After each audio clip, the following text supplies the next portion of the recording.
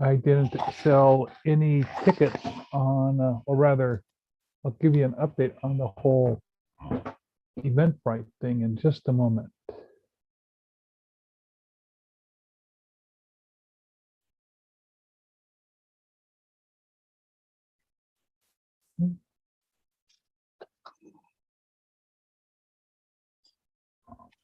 Welcome to Epic Sketch Time. Epic Sketch Time is an online drawing group. We've been meeting now between 7 or 8 years. I've kind of lost track. We started out as Google Hangouts, and then we switched over to Zoom just before the pandemic hit. But yeah, we've been doing this for a long time. We usually have a little ritual where we say who we are, where we are, and what project we're working on today. My name is Mark Monlux. I'm a freelance illustrator in Tacoma, Washington. And today I'm going to be tracing some of my existing artwork. Hi, I'm Bill Morse. I'm a cartoonist and illustrator working in Seattle, Washington. And today I'm working on one of my strips. That is Rhapsodies at wpmorse.com. Rhapsodies at rhapsodies.wpmorse.com. Katie, you're up next.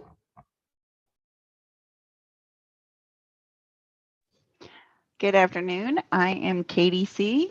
You can find me on Instagram as Evil Girlfriend Media. Currently, today, I'm going to be working on my homage to John Carpenter's They Live. I like to do a lot of fun mashups, and I paint screaming ladies and dogs a lot. And I am from Bonnie Lake, Washington.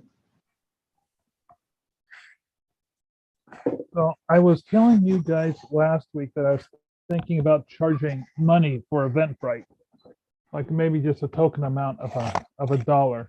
So when I was reconstructing the Eventbrite announcement for Epic Sketch Time, and I tried to type that in, I found out that the minimum fee that Eventbrite charges for processing and everything else is basically $2.75.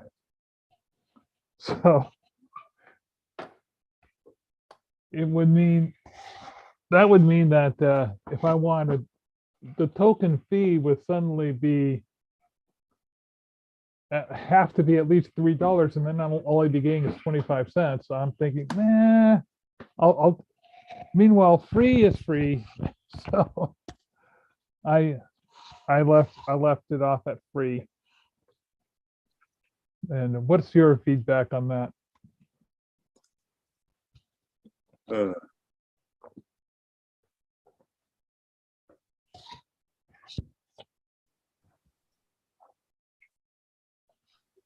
not sure. Oh, it's rather interesting. Yeah, so just a heads up. You guys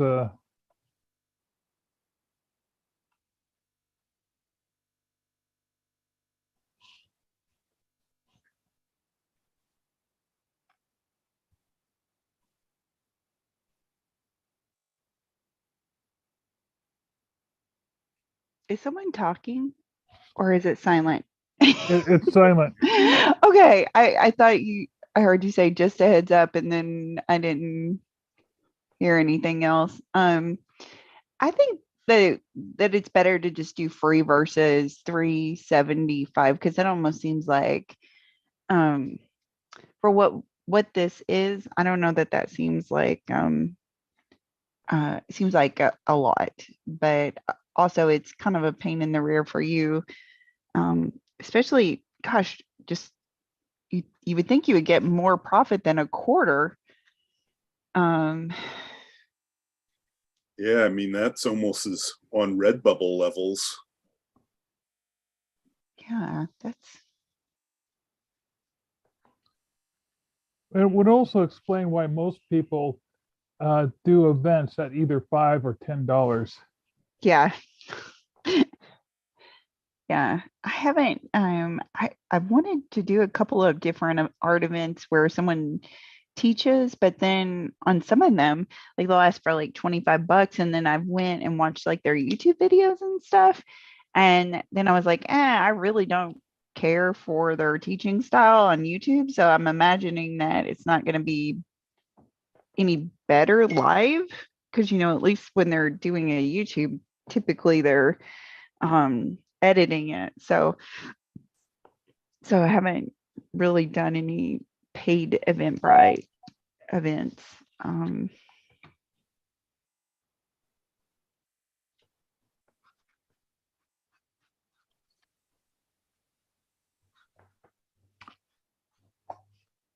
I made a little error earlier. I was posting my promotion for my Kickstarter on various pages, and there are some pages where you're not supposed to do that. And I kind of forgot about this one group. They sent me a little noting saying, nope, that's a bad. I said, oh, I'm sorry. I should have read the rules before I posted. And so this morning, I was in my haste to make another announcement. I went through and just was randomly posting things. I went, uh-oh. Oh, no. Yeah, so they removed me from the group. I'm kind of going, oh, man. It's like, well, that's awkward. Yeah, and now I'm kind of going, well, how long do I wait before I ask to be put back on that group, or am I outed completely? Because it's the Northwest Vendors group, which is the main source of, I really want to be in that group. Yeah. So I'm thinking, you know what? I'm going to wait until after I'm done doing my Kickstarter before I ask to be even back in, because I don't want to make that same mistake a third time. Oh, yeah. Yeah. No, I've seen that with the Northwest Vendors group. Sometimes those guys are all like, they're serious business up in there. I felt like that group is so valuable, because sometimes you learn stuff about conventions and you're like, oh, is this really a convention that'll work for me? Or it's a major league. If you're a Northwest, if you live in the Northwest and you want to keep touch of all the little tiny conventions that are going, they are a major resource. Yeah. So yeah, I would definitely. I have a quick question, guys. Do you remember what color is the blood of the alien people, and they live? I don't think they ever showed it. I mean, the only time you see them in color is the very end, and the only two that you see full on is the politician and the porn star. Okay, I'm gonna go with like his drool is like, his. I'm gonna do like a bloody pink. The porn star? What are you talking about? At the very end, when the beacon is destroyed and everything is seen for what it is, you see. There's a couple having sex, but he's not a porn star. I thought that was them a footage. It could have been just normal. Okay. It was a girl having sex like a prostitute in the John scene. Okay. And she's looking at the TV where the announcers are looking like aliens. And then she looks down and she's on one of the aliens. He's going, "What's up? What's wrong, babe?" Okay. Yes. Yeah, I mean, it's weird. At this very moment, the alien looks more like a Dios dos Muertos skull. Yeah, I agree. I need to do more with the musculature of the face. It needs to be more when I was drawing, so I've drawn this guy before. This part of the mouth is nearly all just exposed bone and a little bit of weird looking muscle, but you do see veins going in on the muscle, but they're really dark purpley veins. And I'm kind of going, it makes me wonder, is their blood blue or is their blood red? But you gotta figure if the muscle's red, their blood's got to be red, right? Right. Right, because that's where the oxygen. Yeah, I'm trying to decide if this is blood or saliva coming out of his mouth. I kind of just wanted to outline it, and You can just make it, if it's green, it can just be goo. I don't yeah. I don't think there's any canon here that you need to follow. Yeah, I mean, they were Yeah. almost designed to be seen in the grainy black and white shadow world, and and when they were shown for real, it was almost anticlimactic. Yeah. I know that yeah, because they're viewing them through the sunglasses. So yeah. Yeah, he's got some work to do. There was a point I was working on this yesterday. I actually had to go in the office, and my office is in Seattle, so it's like 30, it's only 35, 40 miles from my house, but the commute is just that commute takes a lot out of you when you live out in the country, or country for this area. Yeah. And so I was working on it last night, and I just realized the quality of the work was just not there. And so I finally just decided that, well, you know what? I wanted to have more done for today, but if it looks bad, am I really getting anywhere? So I just walked away from it last night. um, I did have a topic I wanted to discuss today just because I've been seeing it online everywhere. And then I was planning on writing a long rant, but I found that writing long rants about things is not helpful whatsoever. Why write a rant when you can just do it on live YouTube? Yeah, well, so I'm not gonna rant. I actually want to hear your thoughts on this. So I follow a couple people, and this is more about digital artists because the work blatantly looks digital. But there are artists then people who are now calling themselves artists, even though I don't know that they're really physically doing any kind of, art, is the use of AI and to create art.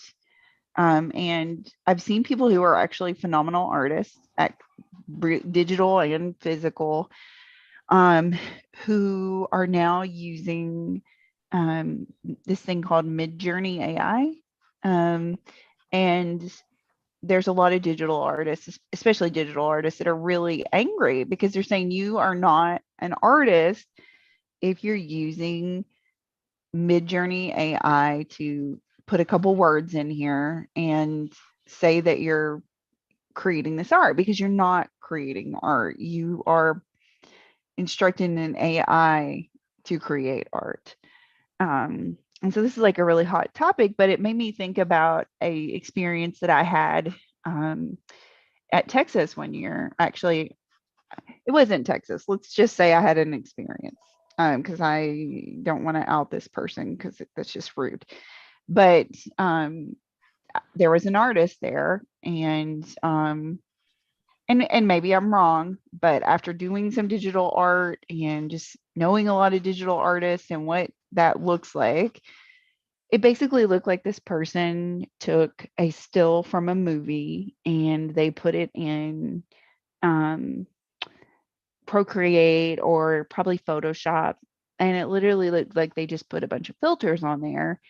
And maybe they could have used a filter to do it, or they traced it themselves, but it was basically like layers of filters, and then the outline of the movie still was, traced. I mean, if I took the movie still myself and I lined it up under the person's work, it would be exact. And so one of this artist's fans came up to me and was like telling me that, oh yeah, your stuff's cute. Maybe someday you'll be as good as this artist. And here I am as this person who has not even done that much digital art. And I could kind of figure out what this person had done to create this piece of art that they're telling all these people that, they're doing. Of course, now, does this person disclose that they draw, painted, whatever. No, they never say that on their website. They don't ever say it in person, but they do call it their art. And so to me, like someone like that and someone who creates art in an AI, to me, they're the same, because really, if you're using a bunch of filters, that's an artificial intelligence creating all those filters. And there's a level of skill in even being a digital artist that is different than just slapping a couple layers on something and having the AI identify where the lines are. But some people are just violently angry about it. And it doesn't bother me, except in the fact when people are not truthful. I mean, and you can do a lot of different things with digital manipulation, even manipulating photos. But those people say they're digital artists and they say they're manipulating and they're graphic designers. But can you say you're an artist if you type in words until the AI makes the picture? And then what does that lead patrons to think, like with the experience I had, where this person, which of course this has happened a lot to me as a writer as well as drawing, you know, that whole, oh, little girl, someday you might be as good as XYZ guy. And or if I get compared to a guy, you know, that's a compliment. But I just wondered what your thoughts were on AI art, and is it something in your communities that you're seeing, or is it just me that somehow I'm getting targeted by all these people commenting on it because I read one post? You know, that was a long one.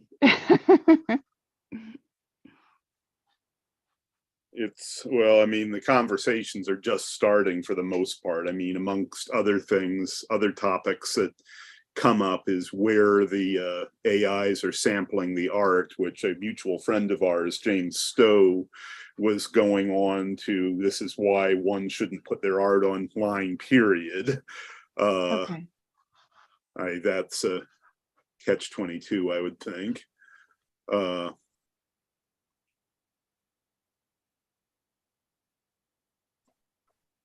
And then, of course, there's the whole "they took our jobs" argument, art refrain, which comes up every time a new technology is streamlined. Well, yeah, I mean, I remember, you know, especially because I was doing writing and publishing back in the day, you know, when Amazon KDP came out, and it was like, you know, people are like, oh, this is getting rid of the traditional publisher, this is getting rid of this. And I mean, in some ways, it didn't get rid of those people, but it did take away from their ability to control the market. But even if someone, except for now, you know, AIs write books, which are horrible. And typically, you know, they're getting their money because they mislead people into believing it's a real author. And if the book is edited correctly by a real person, usually it's, you can't tell that it's AI. But when they're lazy, oh, you can tell when it's AI, especially if you've seen the programs run. But I don't know. I mean, I don't know if this debate is like, are people going to get left behind, and there's just going to be no people doing art like us in the future, and it's all going to be AI, and those are the people who are going to make the money because they're the fastest. And I don't know. I don't want to be. I thought about that a lot, and then I wrote a long rant, and then I decided to delete it. But so I was like, oh, I'm in a group with artists. I'll see what artists think. There was, as far as taking existing artwork and making more art from it. Well, I'm not even going to mention copyright at this point. I'll mention that later. But there has always been a form of artist called collage, where people take existing photographs or existing prints or anything that's out there, and they just recombine them, put them together into a new and interesting way and then they sell that as work, as original work. Collage. A lot of people consider collage a very valid form of artwork. Now let's consider tools. Tools are always constantly changing. So AI is now a new tool, just like Adobe was a new tool and Photoshop was a new tool. Yes, you could take a photo, you could take something, you could scan it in, you can manipulate it, you could put in filters. This was a conversation people were having back then, but they're saying, hey, it's just the same as being in a dark room and doing what people in dark rooms have been doing, fiddling with their tools. Right. So Okay. as far as working with tools, do you consider this an artistic tool? Well, some people would argue, just like they did with photography, very much yes. Okay. Now let's talk about copyright. If you take someone else's work and try to make it your own, that's infringement. Okay. There's whether or not that person is considered an artist and still infringing, like say Andy Warhol. Andy Warhol infringed left and right. Some photographers would sue, like there was a case where a person who did a bunch of flowers, Andy Warhol basically lifted her flowers and used those as print, and she was successful in so much as when it got taken, was going towards court, Andy Warhol settled out of court. Matter of fact, Andy Warhol has been sued a number of times, and every time, whenever, in most cases, when there's an infringement like this sort, the penalties are so vast that there's usually, they come to an agreement out of court. Mm-hmm. Right.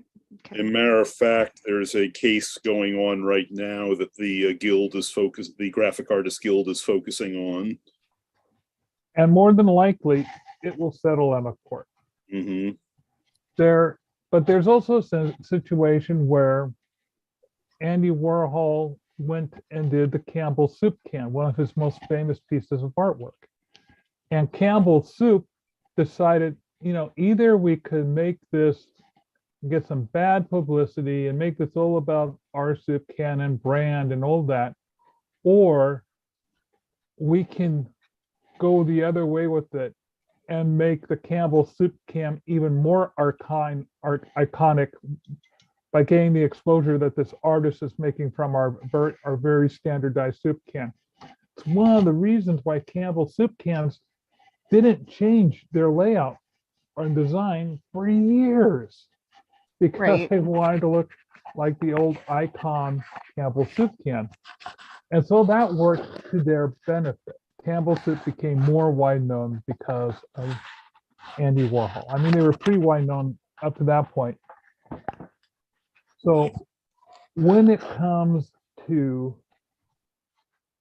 with people doing fan art, and now you gotta say, hey, are these guys really the artists because they're taking a property that's been pre-existing out there and they're doing a riff on it? Right, which was what I'm doing right now.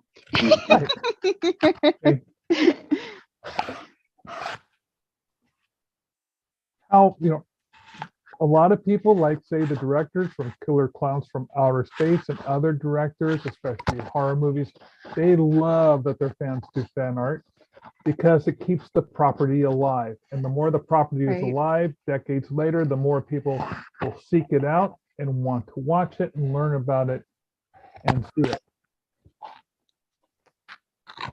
So you have that culture, but as far as, let's also consider that there are some companies, and they're practically a company. They're an artist who makes no art himself, but he's the name band. What he does is he hires artists underneath him to create art. He hires them to do illustration, painting, sculpture. He pays them a salary, but all their art, when it's gone to galleries, it's got his approval and it's known as his artwork.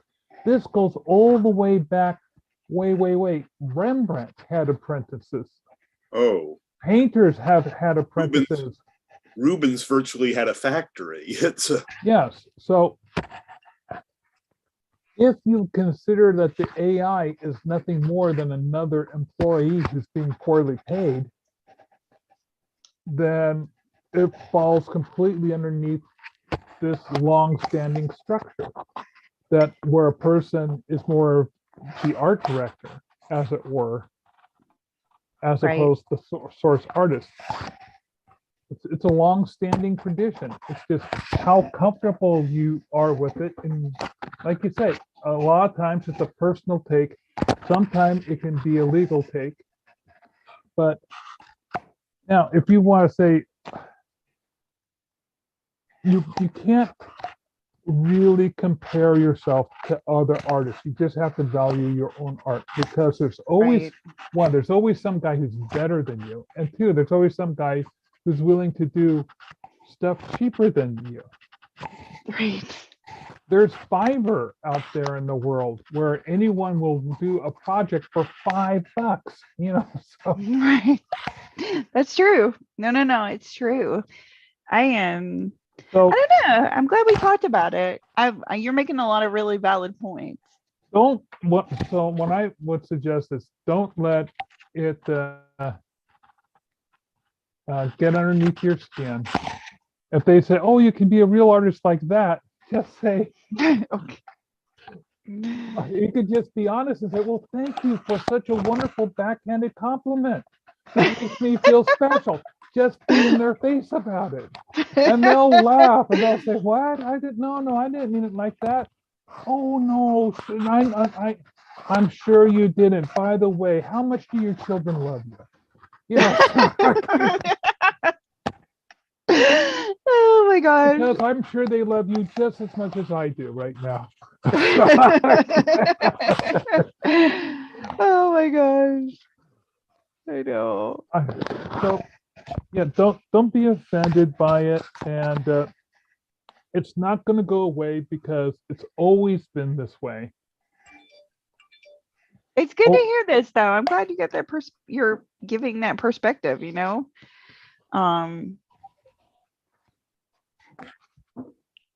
And it is true. Yeah. No. I've had to deal with. It's amazing. You would think that the creative community would be more open-minded, but consumers aren't always. But I've had even reviews on my writing. It's like, "Oh, she doesn't write like a traditional one, a female writer," and I'm like, there's nothing that makes that a compliment. Or she writes like, I can't remember which author that they compare me to that was a male, and Tim goes, "That guy's a pretentious what," and I was like, yeah, I'm not sure why they feel the need to compare me to this person, because if you're listening to reviews from someone who isn't a book reviewer, if you're just reading some random troll posting, then don't give it any weight. My readership is so small that I don't have to worry about that. I mean, the trolls, there have clearly, because Tim has hundreds of reviews on his books, and so there are clear times where people have written reviews and I'm like, I'm not even sure this person read the about the blurb on the back of this book before they decided to troll you, because even that's not correct. So yeah, no, I don't really have to worry too much about trolls, because I matter so little in the writing community. So that's not one of my worries. I'm sure that one day you two will have your own, troll. What are a group of trolls called? I mean, a group of ravens is a murder, a group of owls a parliament, a group of giraffes is called a tower. I hadn't heard that one. Oh, a tower of giraffes? Yeah. Yeah. Let's see, where's some others? Okay, there's a herd of cattle. We all know that. Pride of lions. I'd heard the one for baboons, and I'm forgetting it. A troop. Yeah. Of bamboos. And we've got some postings here from Roger. Oh, Roger didn't say hi today. Oh, so Roger says AI is not collage, but creates new paints from text. Well, actually, AI will also take a look at a painting, Roger, and do its own interpretation. If you're familiar with, draw this pirate or draw this turtle, a lot of AIs have been looking at that and doing their own pirates and turtles. Yeah. I admit I haven't had the nerve to go play with them myself. I've seen it. Tim has actually played with it, and one of our friends who is a graphic artist, he was playing with it. He really enjoys messing around with it. Yeah, one conversation. Yeah, because one conversation that came up with in Freelance Fandango on Sunday was apparently there's this popular fantasy author, a painter, illustrator, and apparently there's a majority of the queries on this AI thing where it's so and so in the style of this guy, and we were going, oh dear, what must he think of this? Yeah. Maybe it's a backhanded compliment. I don't know, because it's going to be one of those things where it's like, do you see the person's work being, because that's one of the big topics is like people who do, digital art for book covers not having work because people are going to the this AI and saying, having it make them covers. But I feel like the AI, a lot of the AI stuff just doesn't, I don't know, it doesn't have what is the artist word for attitude? Yeah, or I don't know, it just doesn't have the soul that everyone who is creating their own, and maybe it'll get better, but it's not got that individual unique touch. Like if I see Mark's stuff, I know it's Mark's. And it's like, it's almost like you can see that it's the AI's work. Like I would like to draw your attention to this paperback I'm holding. Okay. Okay. So when the pulps went out of business, the artists went over and started doing work for the paperbacks. Paperbacks initially had a very kind of graphic design cover with the illustrations had very a modern art look. Then things went this way where, people were drawing the covers like this. But you will then note that from between the 70s to the 80s, illustration went away off of most paperback covers and was replaced with photographs. And sometimes those photographs were then, Photoshop. But a lot of covers for paperbacks, photographs. Now there's a trend going back to basic design, and it all comes down to money. How much they're willing to pay to get a cover done. Are they willing to pay for a photograph? Are they willing to pay for the rights of a photograph that's being used for a movie and just slap it on the book cover? And the fact is that people are want to spend less and less and less on a book cover. The prices have pretty much remained stagnant. $500 to $1,000 is, back in the 40s, you could get $500 for a book cover, and that could pay your rent for 2 months or more. Right. Whereas nowadays, $500, you're lucky if you can get between $500 to $1,000 for a book cover. So yeah.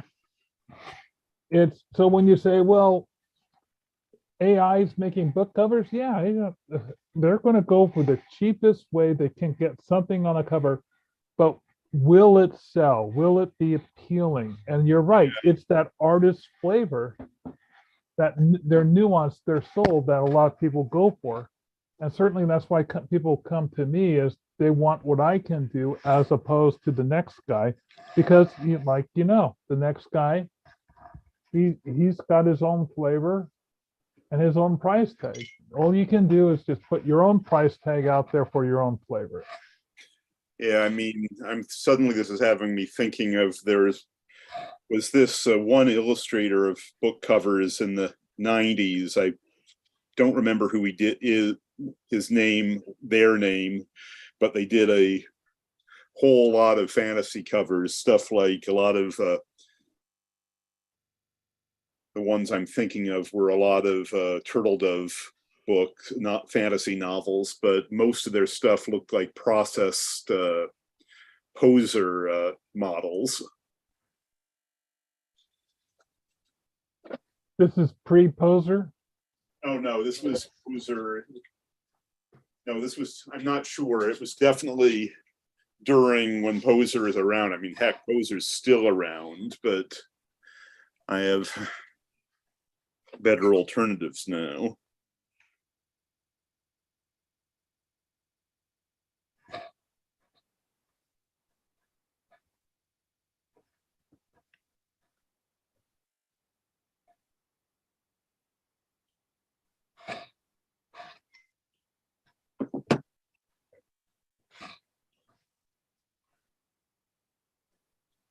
Interesting topic. Yeah, it's okay to wax and wane philosophical on here, right?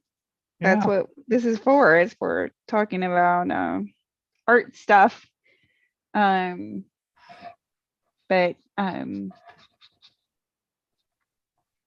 yeah, no, and it does,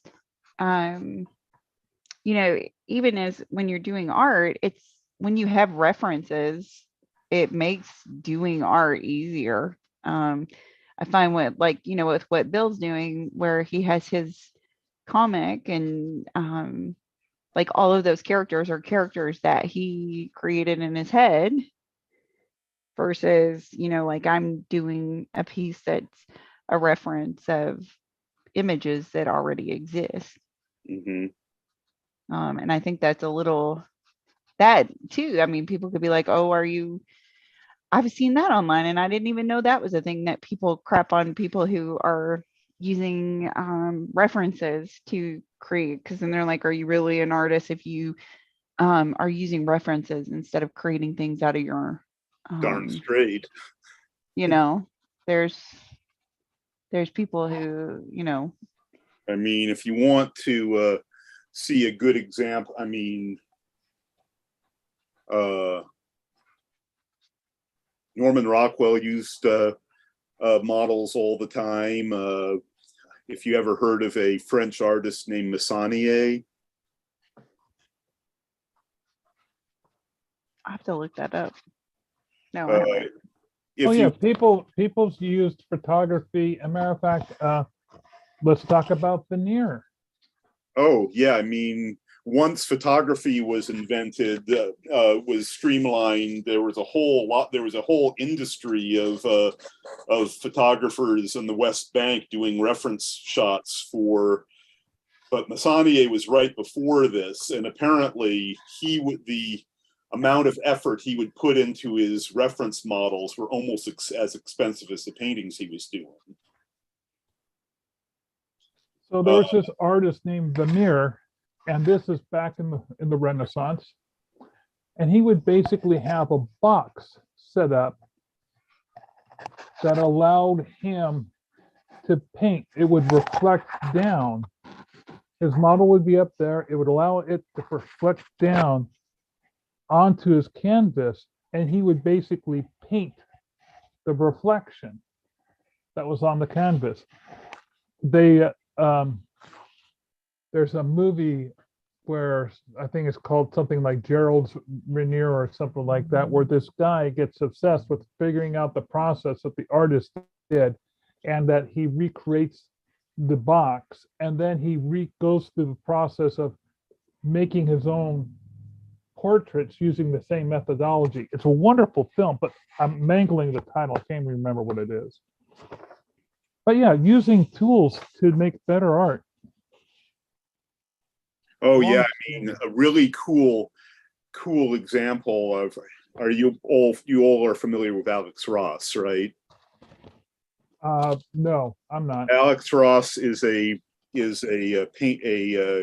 comic illustrator. He's best known for a title called Marvels. But he's very famous for and in matter of fact, he did a few news week TV guide illustrations recently.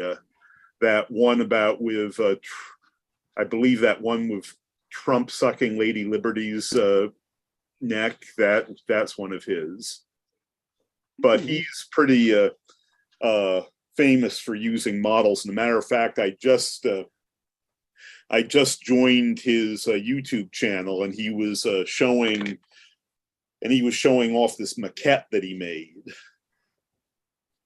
Maquette? Maquette, the sculpted models that animators use. Ah, okay.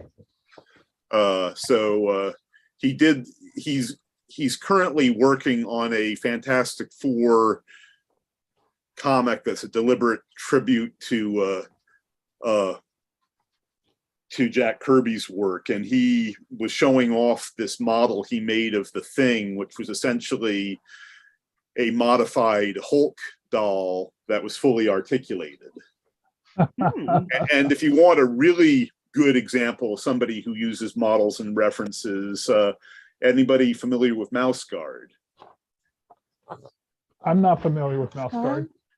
Mouse Guard is this really cute furry comic about mice in a medieval setting, and he does. Oh yes. I have some. I do have a couple copies of Mouse Guard. And he makes models of just about every set in his comic. And his YouTube channel shows off almost all of them. I think I sat next door to the guy who did the writing for Mouse Guard at a convention. Wow. Okay. So I got him to sign off on a couple copies.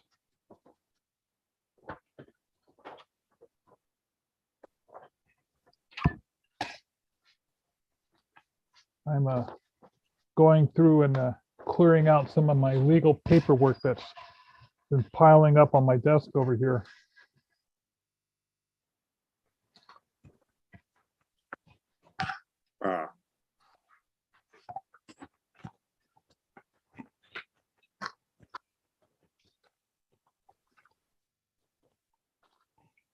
But anyway, here's the Alice Ross video I was mentioning. You put in the link. There we go. Yes, I did. So if people wanted to find this link, would they type in Alice? What's the name of it? Alex Ross models. Alex Ross models is the name of the video. The model is how Alex Ross creates models for his photorealistic pictures, photorealistic style. Oh, okay.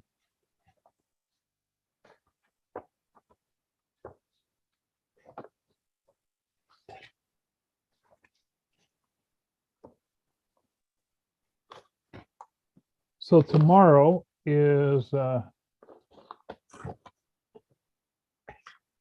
yard waste day, and I have 2 empty yard waste containers. So as soon as we're done here, I'm going to be going out. I'm going to put on. Whoops.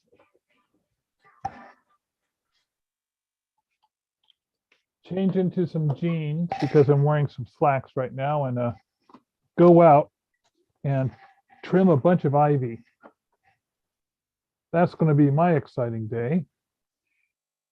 Mm.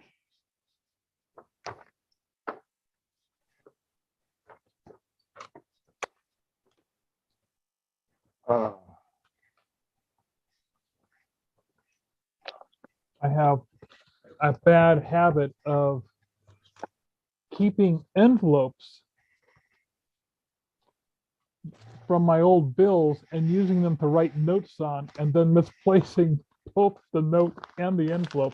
So I'm trying to, improve myself by just getting rid of those and entering things into my Evernote or on my phone so I could just find them. I figure it's a lot easier to do that than to, hunt around my office for a scrap of paper that has a bunch of obscure, like, here's one I wrote, let's see, storage 24, 2012. Okay, that must be a movie because I've got the date after it. Then I have the number 25, dead, gone, but understand. Number 2, sorry, comma, you died, then sorry, period. And then $14.68. I mean, these random notes make no sense whatsoever. I have notebooks full of ideas. And sometimes, like, some of them are very old, and I go back and I visit, and I'm like, I wonder what made me think this was an idea that I would actually pursue in the future. But okay, I'm going to put it back on the shelf because I'm not going to get rid of it. So I think I understand what you're doing, what happened here.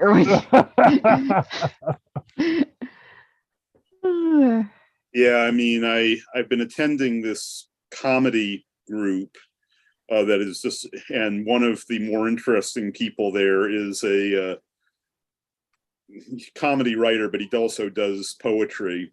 And apparently he says that he pretty much puts every little snippet of half-baked ideas into a folder on the off chance he has writer's block and needs to go back to has something to dip into. I could say, yeah, I mean, I had yeah, there were some weird ideas in there. Yeah, I had an idea where these, oh, go ahead. Oh, I used to write random, when I'm watching a movie, I write down little shorthand notes to myself, but they make absolutely no sense. And then I would just keep them on a piece of paper, and then I put them in a folder, and I've got folders full like this of just random, has the movie title and a bunch of random notes. Then I thought, I should probably just do them in sketchbooks instead. So this is what my movie review notes look like, and they make no sense. That's my movie review for The French Connection. Okay. And let's see, I'm trying to remember. I'm pretty sure I actually drew this review. I wonder if I mentioned the whole thing about Popeye Doyle having a thing with the boot fetish. It says here I made it into panel number 4. Well, I'll have to go back and look.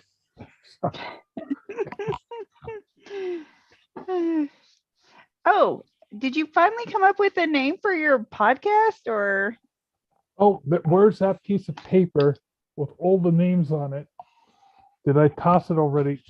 God, I hope I didn't toss it. I'm gonna have to look in the trash can. It was at Freelance Fandango. I think we decided to just go with my name and say Mark Monlux is unspoilable, and make it so that someone would tell me what their favorite movie is, and in the process of telling me without giving me the title, spoil enough of it so I could guess what the movie is. and that's fun. And then see if I could, maybe I wouldn't be able to guess what movie it was. Maybe it would be one of the very few movies I've never seen before. So, but we were also talking about how people have two movies. They have the movie that they say is their favorite movie, or they have a hard time coming up and saying, oh, I have to pick the genre and then do it. And then I was saying, okay, well, here's another thing that immediate qualifier. What is your guilty pleasure? What is the one movie that you have definitely watched more than any other film? And for me, that was John Carpenter's remake of The Thing. And Bill, what was the one movie you said that you had seen more than anything else? The original Parent Trap. I admit I'm a complete sucker for that film.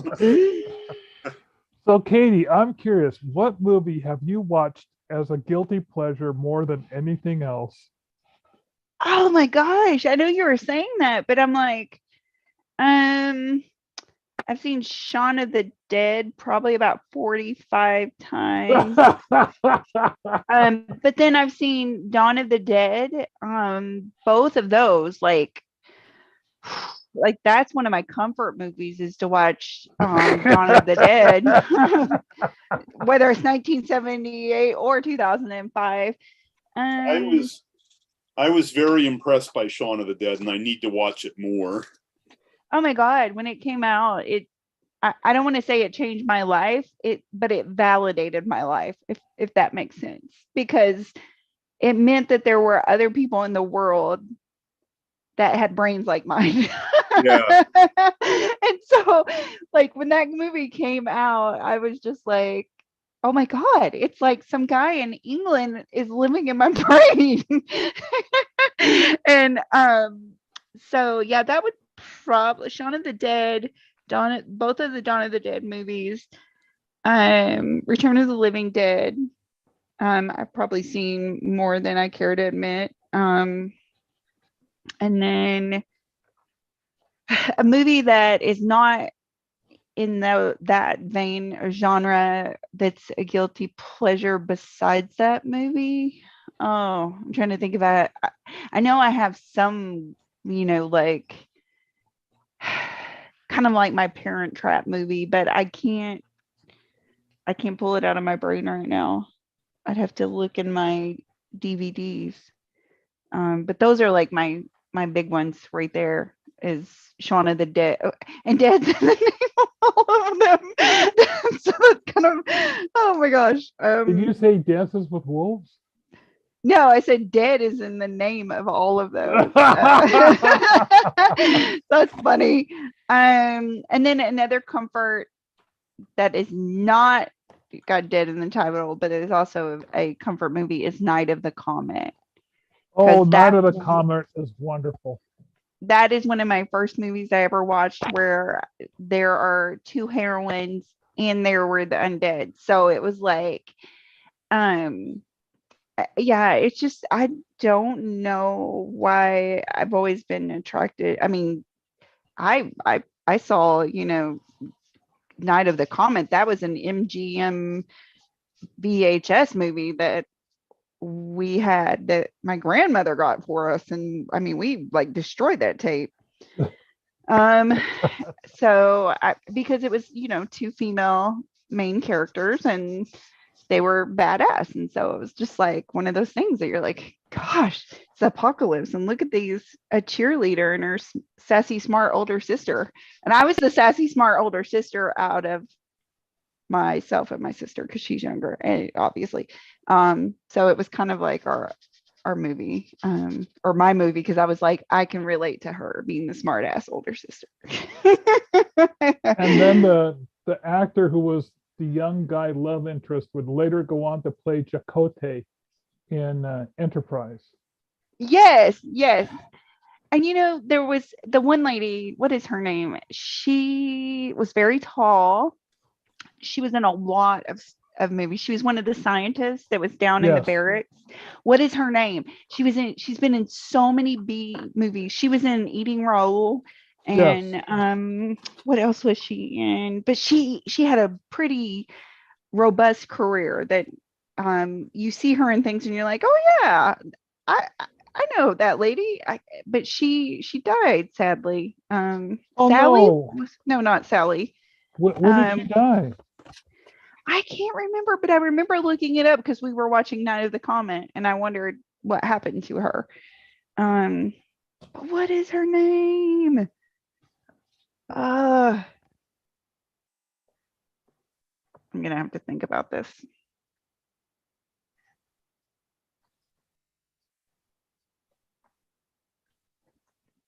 But yes, those would be mine, I think. I think one of my other favorite movies, but I didn't watch it as much as those, but it's like an iconic movie of my childhood, is Children of the Corn. Now I did watch that one probably excessively too. That's another one.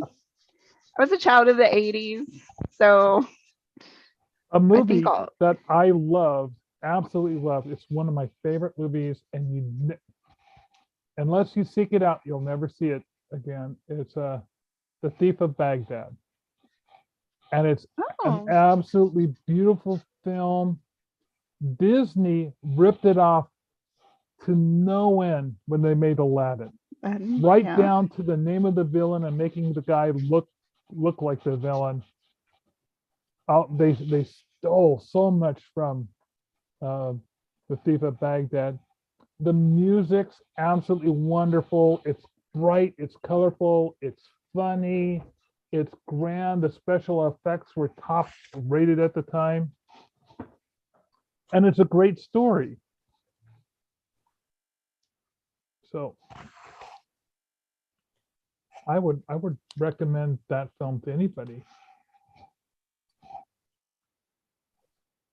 But I can't say it's a guilty pleasure. I mean, I do love it, but I don't watch it. I certainly have not watched it as many times as I've watched the John Carpenter's remake of The Thing. And we were another one of our friends, Stan Brown, was saying that the one movie that he's seen more than any other one is The Wizard of Oz. Yes, we had that on VHS. I've seen that quite a few times, but it isn't some. I mean, I'll watch it if it's on TV, but it's not like my go-to. This movie is something I just put on because it calms me down. No, those are the movies with the undead trying to kill everybody. I mean, Wizard of Oz was almost traditional for a while. I mean, they were playing, at least in my neck of the woods, they were showing it every Easter weekend. Gosh, I'm trying to think if I have any other... The Wizard of Oz was something that was so shown on a yearly basis, often around Christmas time too. I don't know why. Or no, Thanksgiving. It was around Thanksgiving. Why am I remembering Easter then? Well, West Coast, East Coast. Maybe they showed it at a different time for you. Maybe. Yeah, no, see, when I was growing up, the most iconic movie, it was like on ABC every Easter Sunday was the 10 Commandments with Charlton Heston. Yeah. I think Nazareth got shown a lot. Yeah. I've probably seen that movie like 8 or 9 times just because they played it every year. It was on some station at some point every year. Gosh. Yeah, I can't wait to hear your podcast. I think it'll be a lot of fun. Well, I'll have to call you up and have you as one of the guest people. Because I'm just planning on having my friends come in.